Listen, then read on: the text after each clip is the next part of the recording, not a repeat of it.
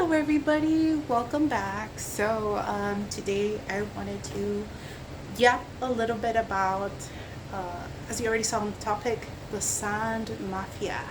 So last night, um, and I had already known about this a few years ago because I actually watched a documentary on this topic.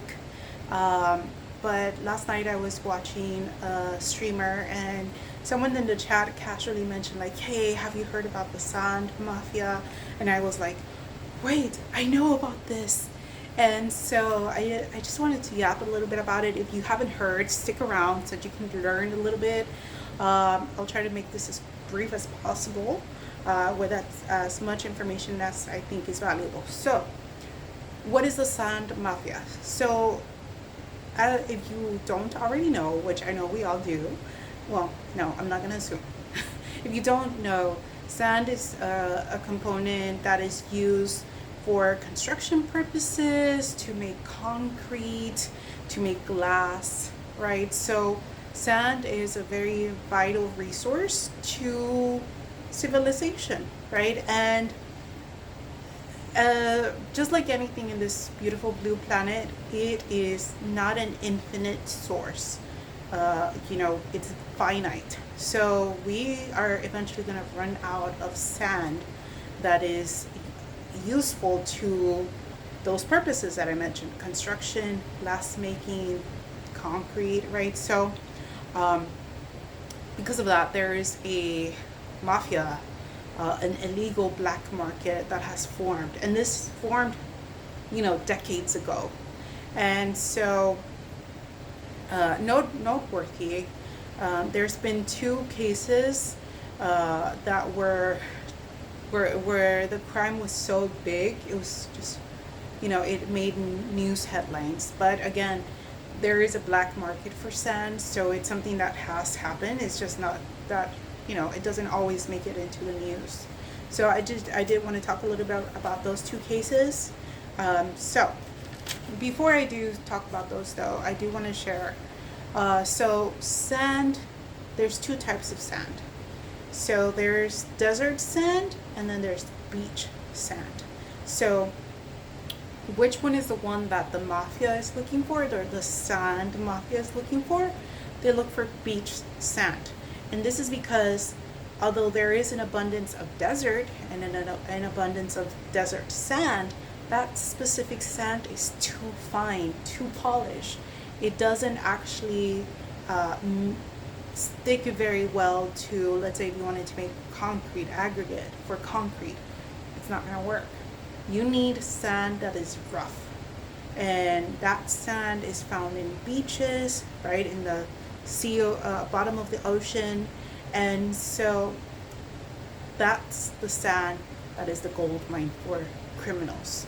And there was two cases, one back in 2007 in Hungary, where there was a man-made beach, an artificial beach, and overnight, that beach, they stole the sand overnight from that artificial beach.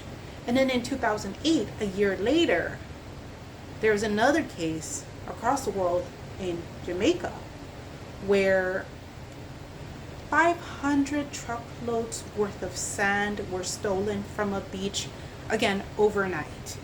And that, picture that, 500 truckloads worth of sand. And sand is heavy. Sand is heavy, so it's an expensive fee to transport that. Now, the other thing about, these crimes is that sand is hard to trace the origin, right? So it's not like with cacao beans where, oh, these are Colombian, they were sourced in such a way where it doesn't harm nature, right? These are eco-friendly, or whatever the case is, right?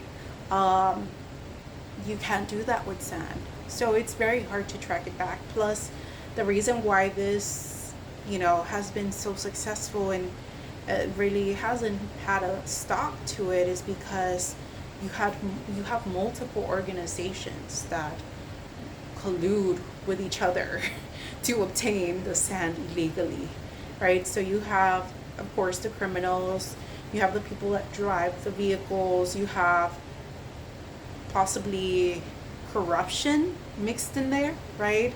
You have the companies that purchase the sand. Of course, they're going to need the sand for their projects.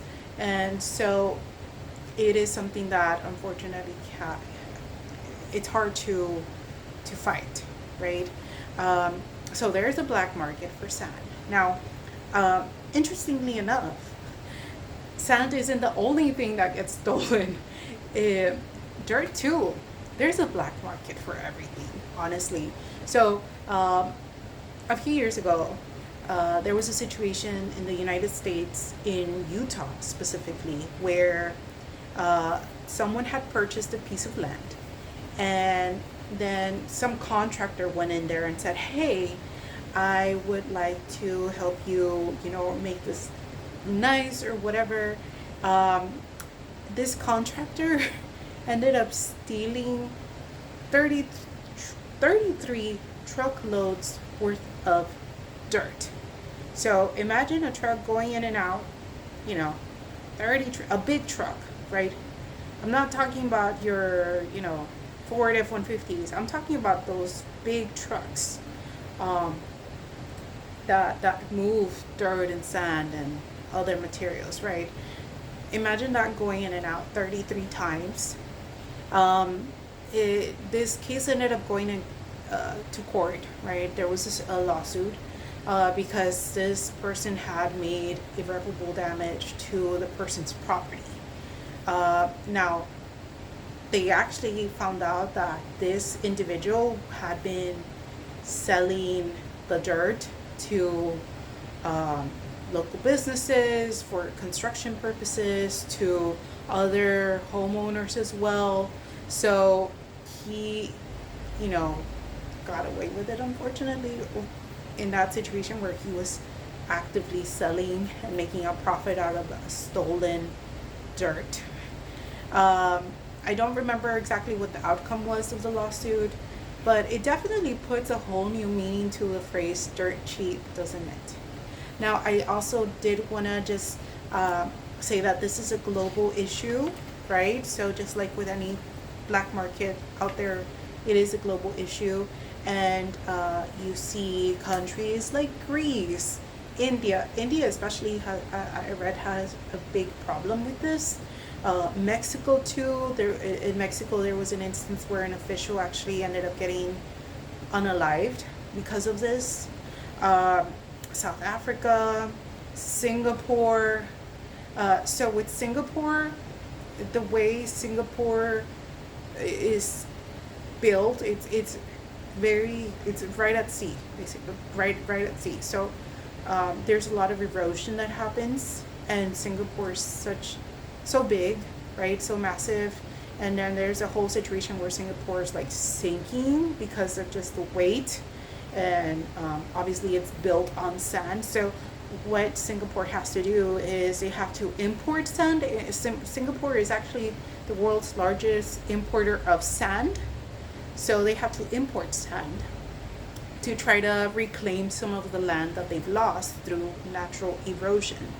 And so the thing about Singapore is that there has been claims, allegedly, right, that the sand that they import is a portion of it is illegally obtained, illegally mined, in places like Malaysia, Indonesia, and Cambodia. So again, allegedly, everything I'm saying here is alleged, right?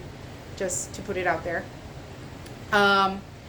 And then one thing that is not alleged, that I know did happen, right, is, and again, the 2007 and 2008 situations where the beaches were stolen, that did happen. You can look it up. But another thing that happened is that in China, in the 80s and 90s, there was a construction boom. And so in the river Yangtze River, they were taking the sand, right, so that they could make these buildings, make concrete and whatnot. And after that, the government realized that there had been a lot of damage, significant damage that had been done to the river. So China actually made it illegal or banned the mining of sand in the Yangtze River. And that was back in 2000 when they banned the mining of sand in that specific river. But allegedly it does still happen illegally by these sand pirates, if you will. So again, I just wanted to talk a little bit about this, yap a little bit about this.